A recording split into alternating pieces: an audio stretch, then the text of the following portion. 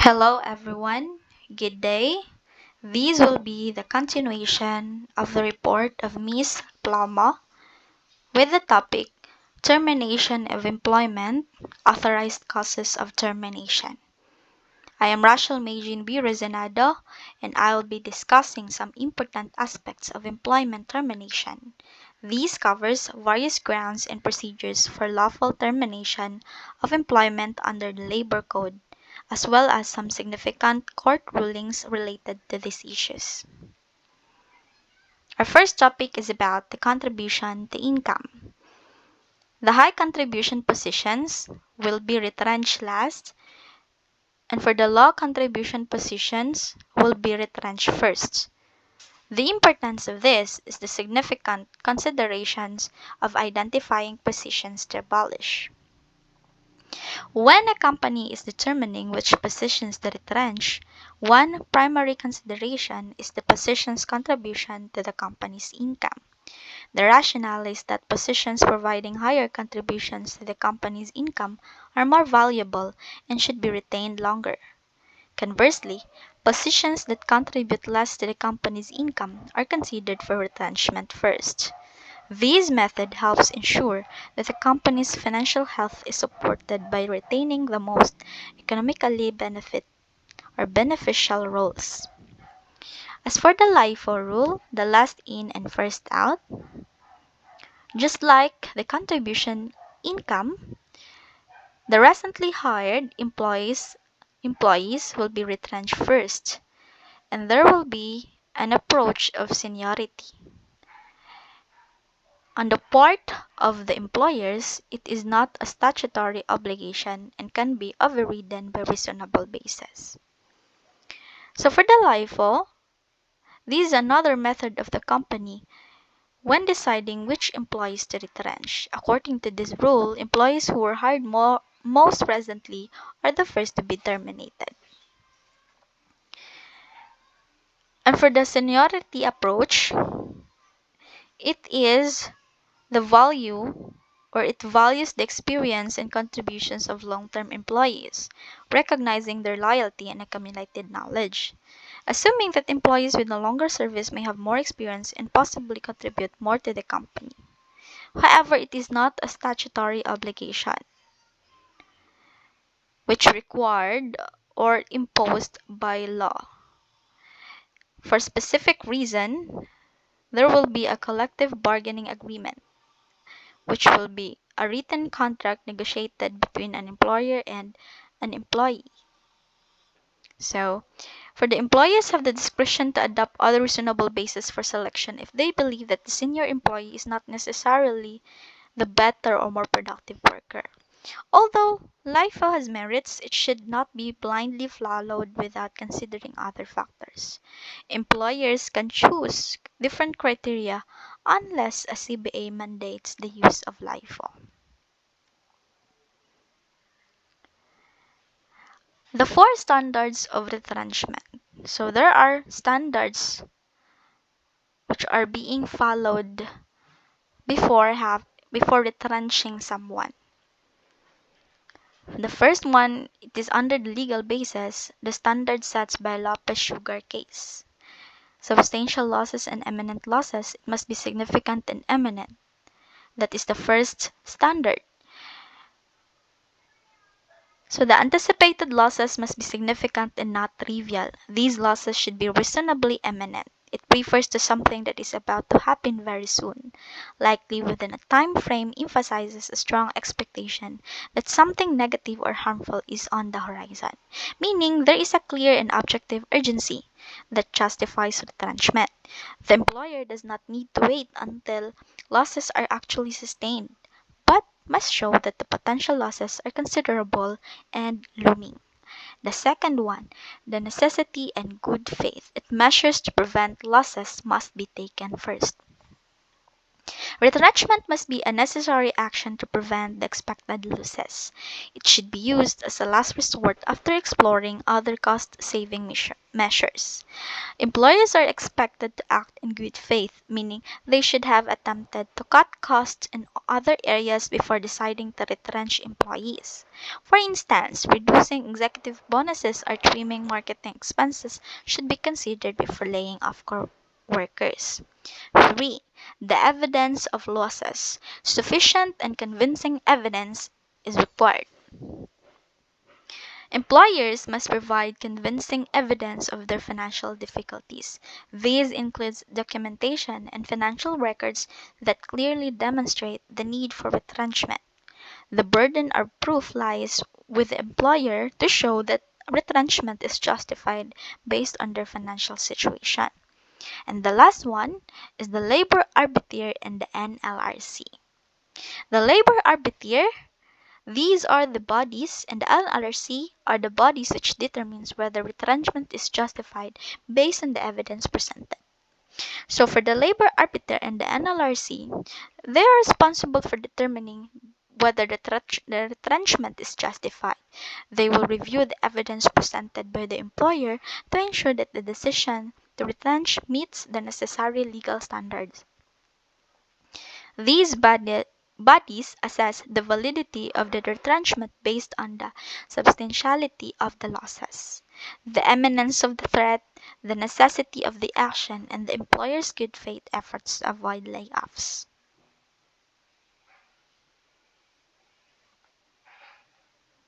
Next, the evidence to prove losses modicum of admissibility. The requirements is the sufficient and convincing evidence of losses, and for the legal implications, the importance of audited financial documents. The effects of unjustified retrenchment if retrenchment is found unjustified.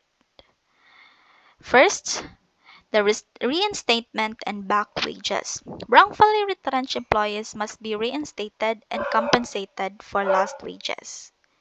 And the quit claims, the workers who have signed quit claims are still allowed to join complaints against unjustified retrenchment. A quit claim, it is a legal document signed by employees who absolve their employers from all the liability.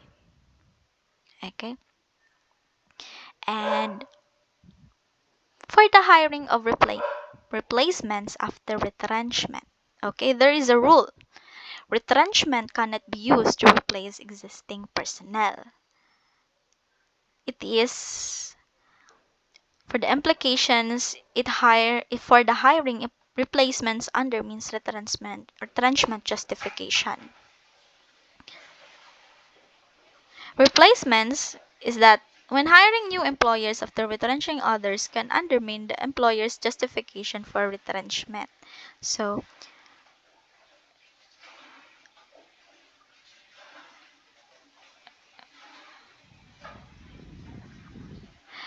for the legitimacy and for the under the Justice Panganiban's ruling, so there is a ruling here for the replacement after retrenchment. It should be the legitimacy of the downsizing. If a company claims that they had to retrench due to the financial hardship or lack of work, then hiring new employees soon after suggests those reasons might not have been the entirely true. It can make it look like the companies didn't actually need to cut staff, raising questions about the fairness of the retrenchment process. It's all about the employee morale. For the remaining employees, seeing new hires come in after colleagues were let go can be a huge blow to morale. It can damage trust in management and make employees feel insecure about their own job security.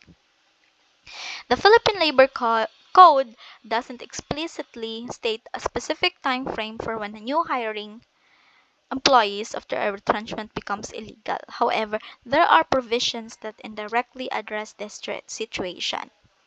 should be under the good faith. Article 280 of the Labor Code requires retrenchment to be done in good faith. This means that the company must be genuinely aiming to save the business from financial losses, not just trying to avoid paying employee benefits. Hiring right after retrenchment can raise doubts about the company's good faith. The exhaustion of other means. Before retrenching, the company must show they explored other options to reduce costs, like salary cuts or temporary layoffs. If they quickly hire new staff, it suggests they might not have exhausted all possibilities. Contracting out after retrenchment. Contracting out is about for the implications and conditions under which contracting out is permissible.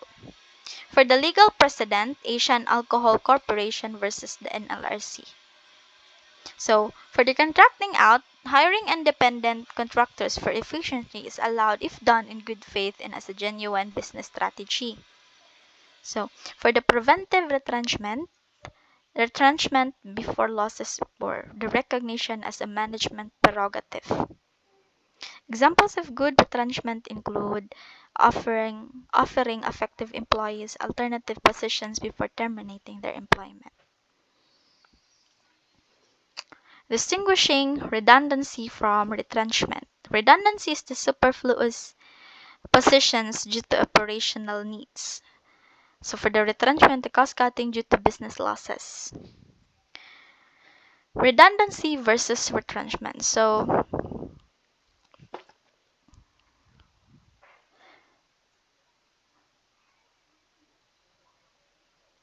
redundancy versus retrenchment is that redundancy occurs when a particular position or role within a company becomes unnecessary or superfluous. It means that something that is excessive, redundant, or simply doesn't contribute anything valuable to the company. So this situation can arise for several reasons, including technological advancement, reorganization, or a decline and the need for specific job functions. The key aspect of redundancy is that it is not necessarily linked to the financial health of the company. Instead, it results from changes in the company's operation or strategic direction. For example, if a company automates certain tasks previously done manually, the roles associated with those tasks may become redundant. And for the retrenchment, on the other hand, is directly associated with cost-cutting measures necessitated by economic downturns, business reversals, or financial difficulties. Retrenchment is a strategy employed by companies to reduce their workforce in response to significant and real business losses or to prevent potential losses. So these measures typically considered as last resort after the cost-saving measures have been attempted and found inadequate. So retrenchment is often implemented during periods of economic recession, including industrial depression or substantial reductions in business volume. For the reduction of work days and constructive retrenchment, so there is a criteria and justification of this, and also under legal basis. For the constructive retrenchment, if an employee's working days are significantly reduced due to financial difficulties, it can be deemed as constructive retrenchment.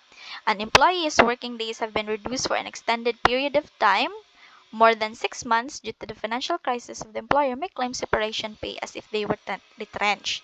Example, in the case of Pedrosa versus International Hardware Incorporated, Pedrosa's working days were reduced to 2 days a week due to financial losses, leading to a ruling in his favor for separation pay as if he was retrenched. For the closure of business, serious business decline and loss, and written notice and severance pay. The right to close the business. Employers have the right to close their business operations, even if not suffering from financial losses, as long as it is done in good faith and employees are paid the appropriate separation pay. This prerogative includes both full and partial closures to reduce expenses and prevent further losses. Separation pay in case of closure. Separation pay despite business losses. The interpretation of Article 298 of the Labor Code. The general rule is that employees are entitled to separation pay in the event of business closure, regardless of whatever or whether the closure is due to financial losses or other reasons. So the amount of separation pay may vary. 1 month pay or half a month pay for every year of service, whichever is higher. So it is according to Article 298 of Labor Code.